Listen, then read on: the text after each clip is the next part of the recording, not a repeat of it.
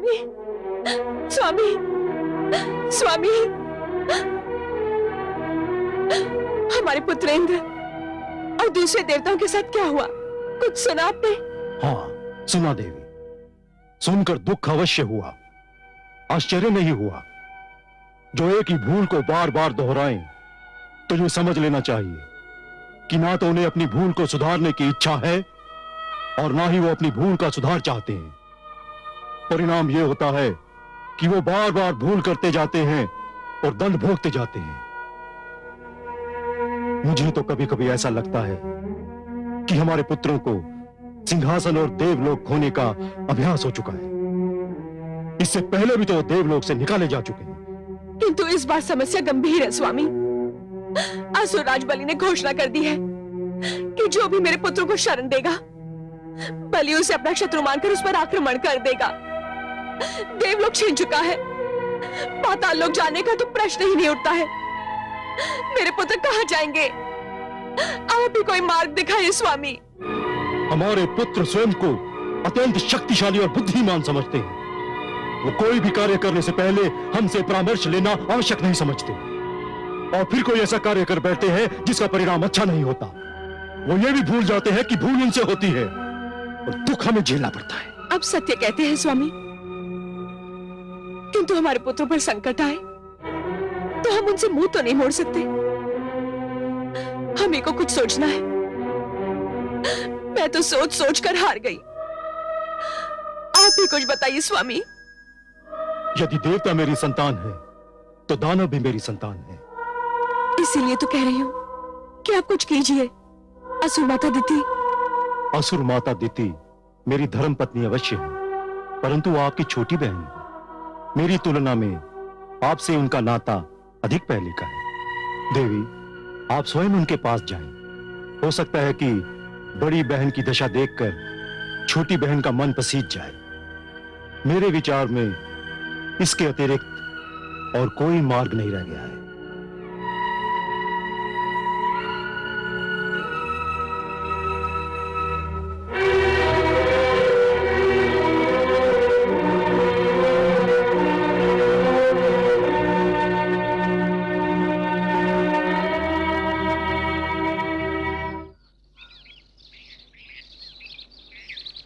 दिति, दीदी आप? हाँ मैं। भीतर आइए। नहीं बहन, यही ठीक है। मैं तुमसे कुछ सहायता मांगने आई हूं। मेरी बात को ठुकराना मत। ऐसी क्या बात है दीदी? बलि तुम्हारा प्रपौत्र है। ओह, तो ये बात है। बलि ने मेरे पुत्रों को घर से बेघर कर दिया है। और आपके पुत्रों ने बलि के साथ क्या व्यवहार किया था? उनसे भूल हो गई बहन। और ये भूल पहली बार तो नहीं हुई। आपके पुत्रों ने कई बार मेरे हृदय को अपनी भूलों से घायल किया है। मैं उन्हें भूलने का प्रयत्न कर ही रही थी, किंतु आपने आकर फिर उनका स्मरण करा दिया। आप चाहती हैं कि मैं इस झगड़े में हस्तक्षेप करूं? हाँ, इसीलिए तो मैं तुम्हारे द्वार पर आई हूं। परंतु मैं क्यों हस्तक्षेप करूं दीदी? इसलिए कि यदि एक बहन पर कोई संकट आए तो दूसरी बहन को उसकी सहायता करनी चाहिए। मुझ पर भी तो कई बार संकट आए, मेरी तो किसी ने सहायता नहीं की। दीदी, कहने की बात नहीं, परंतु आज जब आपके पुत्र घर से बेघर हुए हैं तो आपके नेत्रों से अश्रुधारा बह रहे हैं। परंतु आपके पुत्र ने जब मेरे विरोचन को मार कर जला डाला था और जब आपके पुत्रों ने अकेले बलि को घेर कर उसका शरीर छलनी छलनी कर दिया था, बड़ी निर्दयता से उसकी हत्या कर दी थी, तब आपके नेत्रों से अश्रु की एक बूंद भी नहीं टपकी थी। दीदी, यदि आप माता हैं तो मैं भी माता हूं दीदी।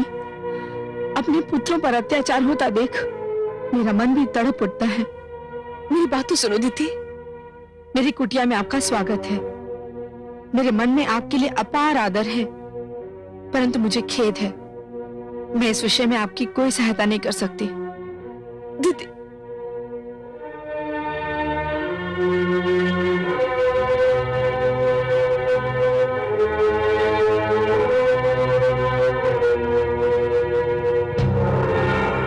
देखा आपने महादेवी, देखा कभी कभी संतान माता को कितना स्वार्थी बना देती है।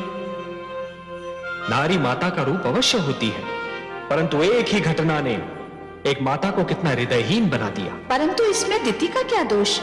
विरोचन और उसके उपरांत बलि के साथ देवराज ने जो व्यवहार किया, उससे दिति तो क्या, स्वयं आपको और मुझे भी देवराज पर क्रोध आ चुका है। सत्य है, देवराज ने जो कुछ किया बहुत बुरा किया, परंतु संतान कभी कभी यह भूल जाती है कि उसके अपराध का दंड केवल उसी तक सीमित नहीं रहता, उसके माता पिता को भी भोगना पड़ता है।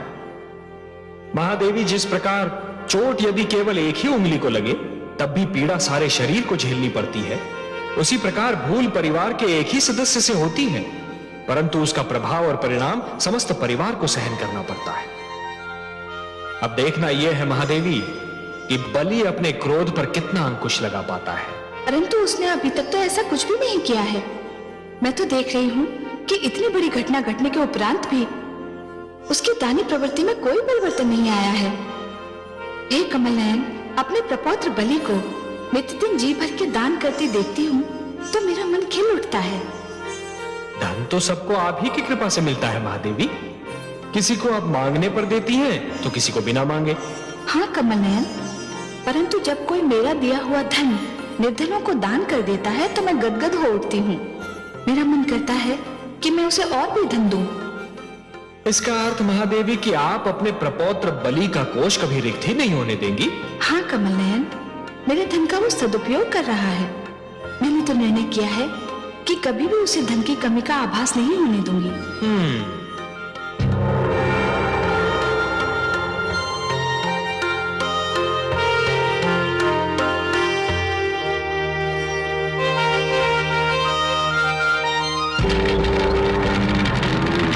स्वाहा तस्वितुर्वरेण्यं भर्गो देवस्य धीमहि धियो यो न प्रचोदयात् स्वाहा।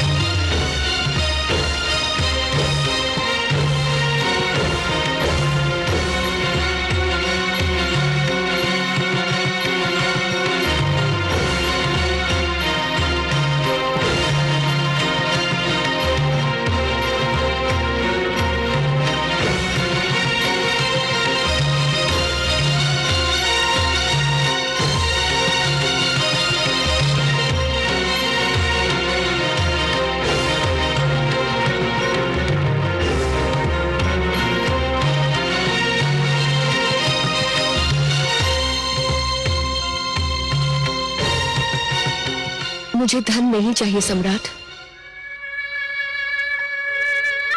प्रणाम देवी, मैंने आज पहली बार आपको देखा। कौन है आप? परिचय जानकर दान देना दान लेने वाले का भी अपमान है और दान देने वाले का भी। परिचय जानने की इच्छा का कारण यह नहीं था कि दान मांगने वाले का अपमान हो। आप कहिए, क्या चाहती हैं आप? मैं जो मांगूंगी क्या आप मुझे देंगे सम्राट? देवी, आप असुरलोक के सम्राट प्रहलाद के पौत्र के समक्ष खड़ी हैं, जिनसा दानी ना कोई जन्मा है ना कभी जन्मेगा।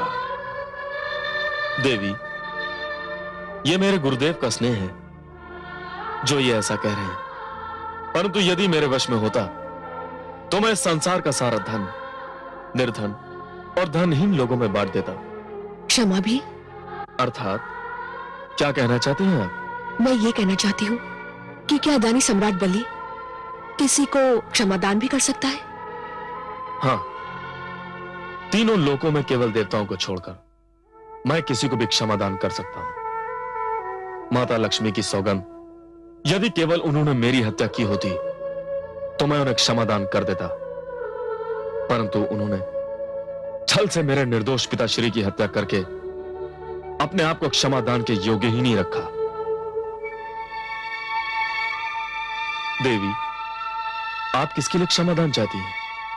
केवल देवताओं को छोड़कर आपके बिना कहे मैं किसी को भी क्षमादान कर सकता हूं। माता लक्ष्मी का यह भक्त केवल एक दिन में ही अपना सारा धन दान कर सकता है। आप कहिए, आप क्या चाहती हैं?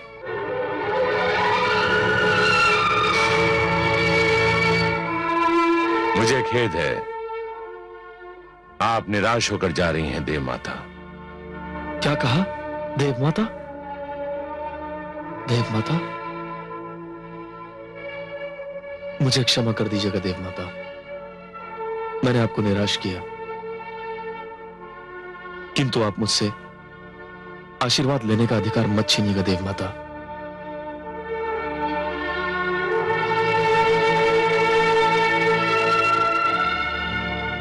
मुझे अपना आशीर्वाद प्रदान कीजिए देव माता।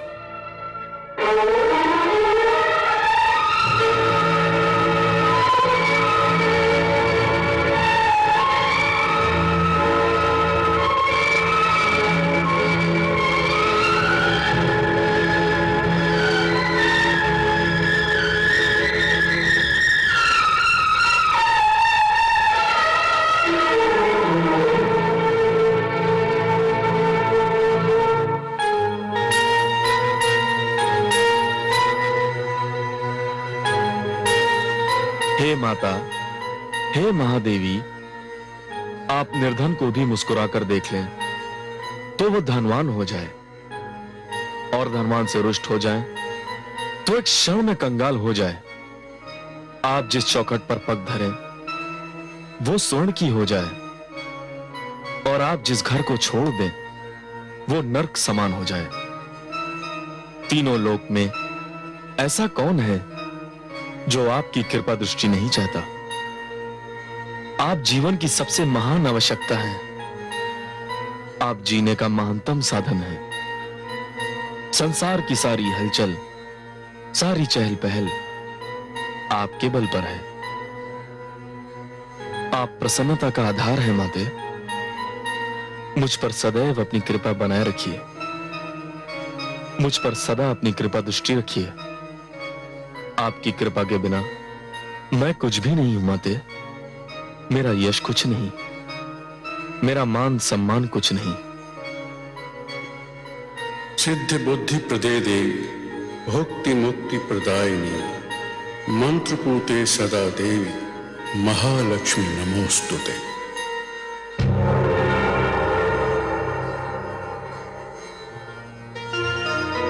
मैं तुम्हारे समक्ष खड़ी हूं वत्स, आंखें खोलो।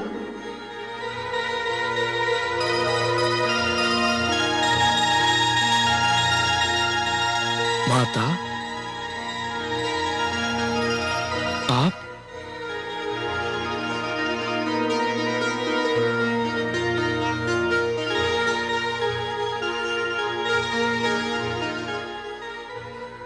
माता, मैं अपने भाग्य पर जितना भी गर्व करूं कम है।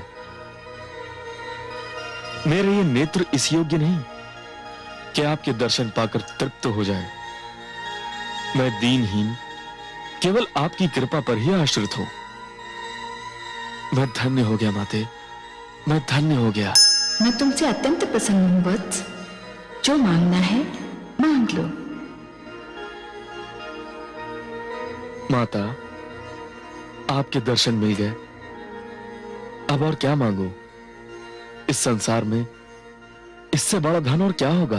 तुम्हारी दानी प्रवृत्ति देखकर मैंने ये निर्णय लिया है कि तुम्हें दान करने के लिए नित्यदिन 100 भार स्वर्ण दे दिया करूंगी।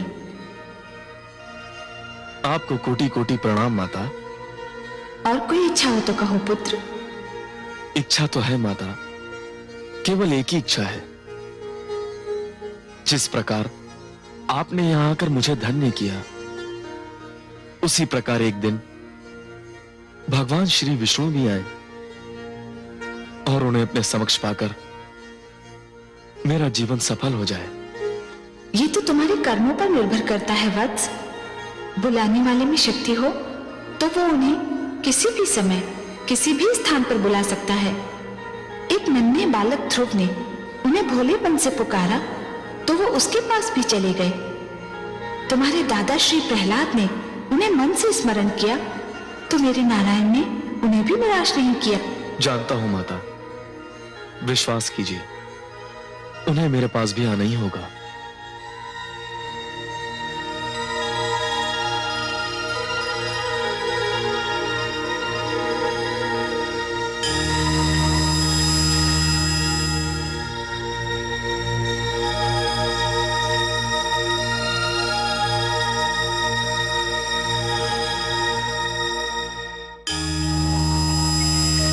नारायण नारायण। देवर्षि प्रणाम। लक्ष्मी नारायण। आइए देवर्षि, स्वागत है स्वागत है। इतने दिनों के उपरांत दर्शन दिए, कहां रहे?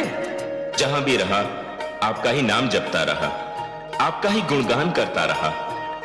हे प्रभु, ओम नमो भगवते वासुदेवाय जपने के अतिरिक्त मेरा और कार्य ही क्या है। परंतु माता के दर्शन नहीं हो पा रहे हैं। माता कहां चली गई? देवर्षि, आपकी माता को समस्त त्रैलोक्य में कृपादान करने से अवकाश कहां? वो तो चाहती हैं कि समस्त संसार में कोई भी व्यक्ति निर्धन ना रहे। जहां भी वो जाएं, स्वर्ण की वर्षा कर दें। सत्य कहा आपने। माता का हृदय इतना विशाल है कि वह धन बांटते बांटते नहीं थकती। परंतु एक बात है प्रभु, कह दूं? कहिए कहिए। वैसे भी कोई बात कहने से कोई आपको रोक थोड़ी ना सकता है देवर्षि, कहिए। माता के बिना विष्णुलोक अधूरा सा लगता है। कहां है वे? विष्णुलोक? देवर्षि, आपकी माता के बिना तो स्वयं भगवान विष्णु अधूरे लगते हैं। समस्त संसार मुझे लक्ष्मी नारायण अकारण ही नहीं पुकारता। देवर्षि, इस समय वो अपने प्रपौत्र बलि से मिलने गई है। बहुत प्रसन्न है वो उसके दान पुण्य से, उसे आशीर्वाद देने गई है। और आप तो जानते हैं अपनी माता का स्वभाव, जिस पर प्रसन्न हो जाए उसके भंडार भर दे। यह तो मैं जानता हूं लक्ष्मी नारायण, परंतु इसके पीछे आपकी क्या लीला है, यह जानने का प्रयत्न कर रहा हूं। अर्थात हे पद्मनाभ, एक और आपने देवताओं के सिर से हाथ हटा लिया है, दूसरी ओर माता बलि पर कृपा पुष्प बरसा रही हैं, और तीसरी ओर मानव लोक में देवराज और अन्य देवताओं की पूजा आरंभ हो गई है। मैं ये तो जानता हूं लक्ष्मी नारायण, ये सब आपके संकेत पर हो रहा है, पर क्यों हो रहा है ये नहीं समझ पा रहा। हे वर्षि, क्या प्रसन्न नहीं है कि जिन बेचारे देवताओं की पूजा बलि ने बंद करवा दी थी, उनकी कहीं तो पूजा हो रही है, कोई तो पूजा कर रहा है। आप तो जानते हैं देवर्षि कि हमारे देवराज इंद्र की एक बड़ी दुर्बलता है। उन्हें यह लगता है कि कोई उनकी पूजा ना करे तो उनका महत्व घट जाएगा। बेचारे देवताओं को कहीं तो आश्रय मिला, मानव लोक में ही सही। मैं जानता हूं कि आप मुझे अभी कुछ नहीं बताएंगे, किंतु हे लक्ष्मी नारायण, आपकी सुंदर हंसी मुझे बहुत कुछ बता रही है। अच्छा, मेरी सुंदर हंसी में आपको किसी कथा का आभास हो गया क्या? नारायण नारायण, आप नायकों के नायक हैं सर्वेश्वर, त्रिलोक की सारी कथाओं के जन्मदाता हैं। मैं तो आपके कथानक का एक छोटा सा पात्र हूं। कहानी तो नायक के मुख से ही भली लगती है। हे सर्वेश्वर, आपके मन में कौन सी कथा रच रही है, ये तो आप ही बताएं। आप ठीक समझे देवर्षि, एक कथा की रचना तो अवश्य हो रही है, पर उसका चरम बिंदु कब, कैसे और कहां आएगा, इसकी प्रतीक्षा तो स्वयं मैं भी कर रहा हूं। आप भी कीजिए।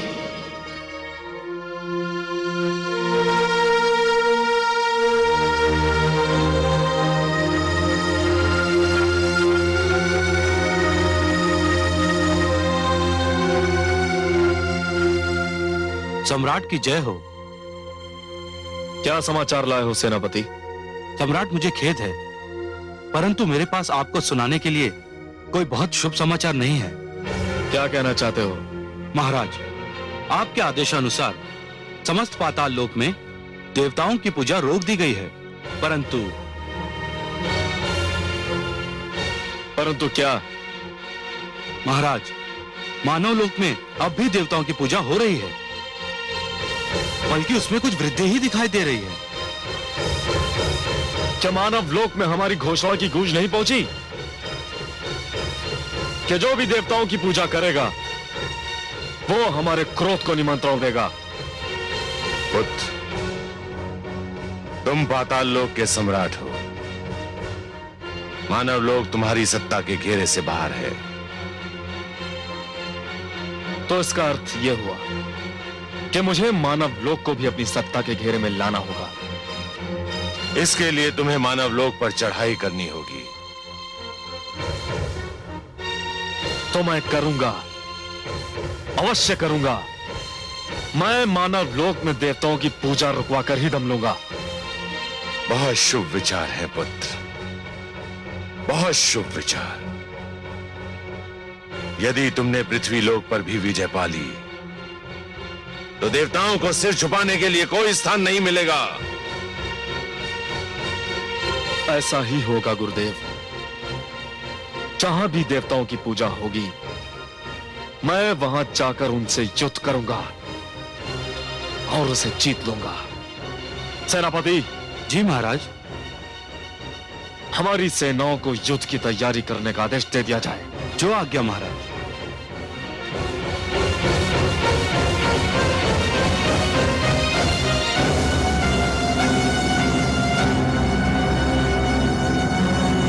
ओम नमो भगवते वासुदेवाय। ओम नमो भगवते वासुदेवाय।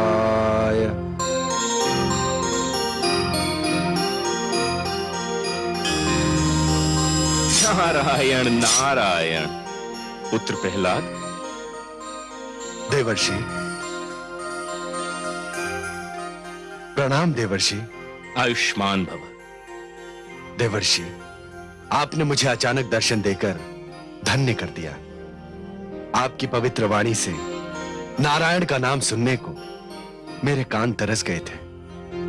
मुझ पर बड़ा उपकार किया आपने इस वन में पधारकर। मुझे भी तुमसे मिलकर बहुत प्रसन्नता होती है। तुम्हारे जैसे शिष्य की खोज मुझे इस वन से उस वन में फिराती रहती है। परंतु सत्य तो यह है कि तुम्हारे जैसा शिष्य मिलना बहुत कठिन कार्य है। मेरे जैसा शिष्य मिलना तो केवल कठिन है, परंतु आप जैसा गुरु मिलना असंभव है। मुझे गर्व है कि त्रिलोक के महानतम गुरु के चरणों की धूल से मैं तिलक कर सका। परंतु हे देवर्षि, यद्यपि आपका मेरे पास आना मेरा परम सौभाग्य है, परंतु मुझे विश्वास है कि आपका आना अकारण नहीं है। ऐसी कोई बात नहीं है शिष्य। मुझे ये तो ज्ञात है कि संसार को त्याग कर संन्यास ले लेना बहुत महान कार्य है। मैं तो ये जानने के लिए भ्रमण कर रहा था कि संन्यास का सबसे बड़ा लाभ क्या है। तुम्हें देखकर मुझे यह भी ज्ञात हो गया शिष्य। मैं समझा नहीं देवर्षि, मुझे देखकर क्या ज्ञात हुआ आपको? तुम्हें देखकर मुझे यह ज्ञात हुआ पुत्र कि संन्यास न केवल जग से मुक्ति दिला देता है, वरन इस चिंता से भी मुक्त कर देता है कि जग पर अच्छी बीत रही है या बुरी। मैं समझ गया था देवर्षि कि आपका आना अकारण नहीं है। सब कुशल मंगल तो है। कुशल मंगल होता तो यहां आकर तुम्हारे तप को मैं भंग क्यों कर देता? आपने मेरा तप भंग नहीं किया। आपका दर्शन भी तो तप का एक अंश है। परंतु मैं ये अवश्य जानना चाहूंगा कि कहीं कोई असाधारण घटना तो नहीं घटी? मेरा पौत्र बलि कैसा है? तुम्हारा पौत्र बलि तो सकुशल है, परंतु उसके कारण दूसरों की कुशलता संकट में पड़ सकती है। देवर्षि, आपने ये कहकर मेरी व्याकुलता को बढ़ा दिया है। कृपया स्पष्ट कहें कि क्या हो रहा है? तुम्हारे पौत्र बलि ने मानव लोक पर आक्रमण की घोषणा कर दी है। मानव लोक पर आक्रमण? मुझे यह तो ज्ञात है कि पुत्र विरोचन की हत्या और स्वयं उसके विरुद्ध किए गए देवताओं के अभियान से वो बहुत क्रोधित है, परंतु इसमें मानव और मानव लोक कहां से बीच में आ गया? देवताओं की पूजा पाताल लोक में तो बंद हो गई है, किंतु मानव लोक में अब भी हो रही है। तुम्हारे पौत्र को इसी बात पर क्रोध आ गया। परंतु यह तो सर्वथा अनुचित है। उसे कोई रोकने टोकने वाला नहीं। कौन रोक टोक सकता है उसे? तुम वहां हो नहीं, रहे दैत्य गुरु शुक्राचार्य, तो वो तो इस बात से आनंद ले रहे हैं कि अब उनके और बलि के बीच कोई और नहीं आ सकेगा। तो फिर आप ही कोई उपाय बताएं देवर्षि। मुझे विश्वास तो नहीं, किंतु संभव है कि यदि तुम बलि को समझाओ बुझाओ तो वो समझ जाए। यदि यही मार्ग रह गया है तो मैं इस वन को छोड़कर असुर लोक अवश्य जाऊंगा। मैं रोकूंगा उसे इस अनर्थ से। नारायण नारायण।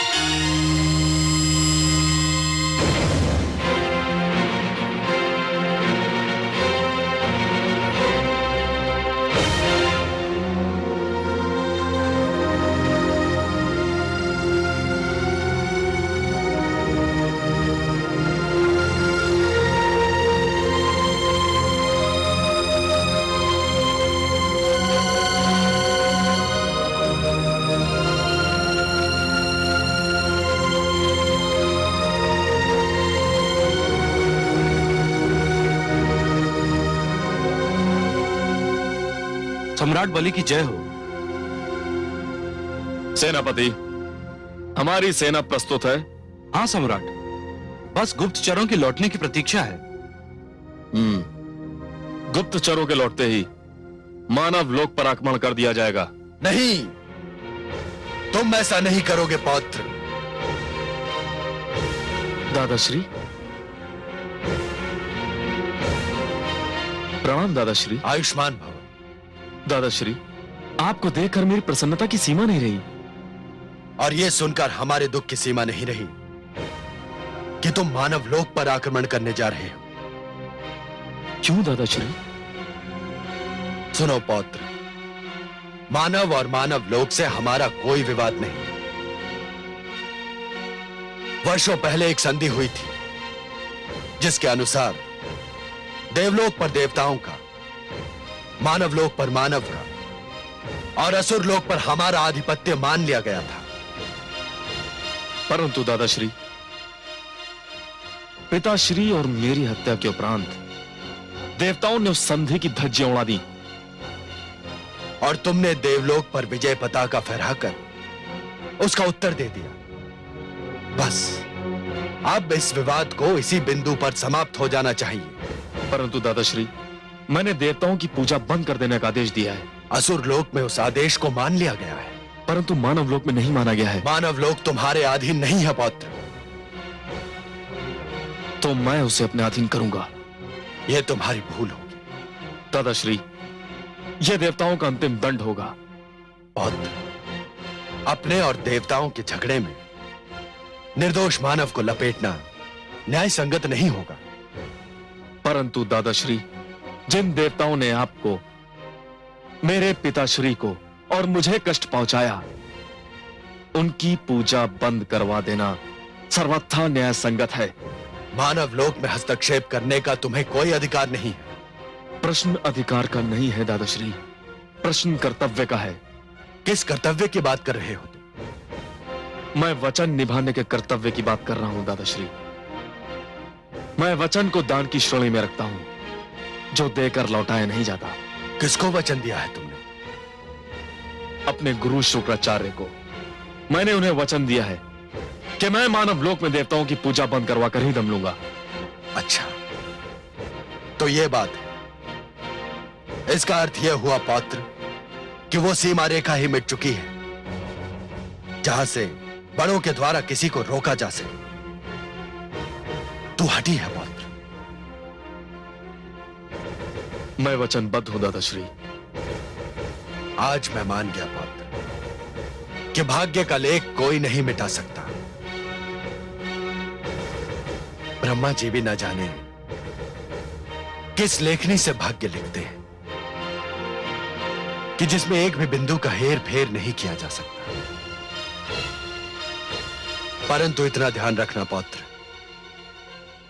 कि तुम मानव लोक की सीमा की ओर नहीं, अपने पतन और विनाश की ओर बढ़ रहे हो। और मेरा दुख यह है कि इसका परिणाम जानकर भी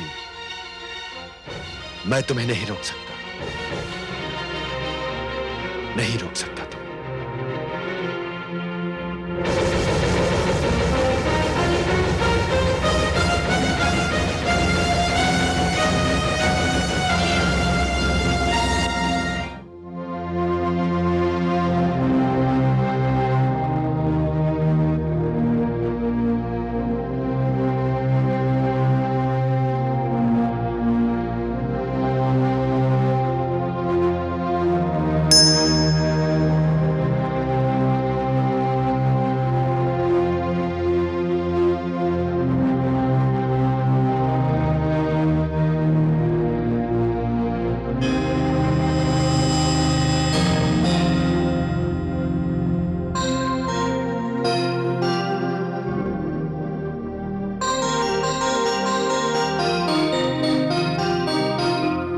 माते।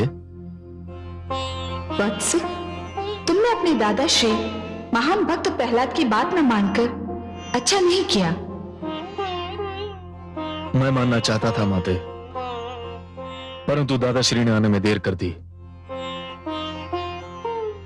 बाण धनुष से निकल चुका था। मैं अपने गुरुदेव को वचन दे चुका था और अब मेरी मृत्यु हुई, मुझे मेरा वचन निभाने से रोक सकती है? नहीं वत्स, केवल मृत्यु नहीं, विवेक भी रोक सकता है। विवेक से तनिक सोच कर देखो तो तुम्हें अपने निर्णय की बुराइयां अपने आप दिखाई देंगी। तनिक सोचो पुत्र, तुम्हारे जिस निश्चय से तुम्हारे दादा श्री मेरे पुत्र प्रहलाद को इतना दुख हुआ, तो उसे जानकर भगवान विष्णु को कितना दुख होगा। मैं विवश हूं माते। तुम विवश नहीं हो पुत्र। क्रोधाग्नि ने तुम्हारे विवेक के नेत्रों के आगे धुएं की चादर तान दी है और तुम उससे आगे नहीं देख पा रहे हो। मेरी मानो तो अपना निर्णय बदल दो। अपना निर्णय बदलना मेरे वश में नहीं है माते। संभवतः ये निर्णय मेरे भाग्य का लेख बन गया है। प्राणी भूल स्वयं करते हैं और दोष भाग्य को देते हैं। ये निर्णय पूर्णतया तुम्हारा था, तुमने स्वयं लिया था। निर्णय ले लिया, वचन दे दिया, अब मैं कुछ नहीं कर सकता माते। कर सकते हो, एक कार्य तुम अब भी कर सकते हो। क्या माते? अपने निर्णय और अपनी माता में से किसी एक को चुन लो। माते? हाँ वत्स, और ये निर्णय भी तुम्हें आज ही लेना होगा कि तुम्हें अपने निर्णय से अधिक प्यार है या मुझसे।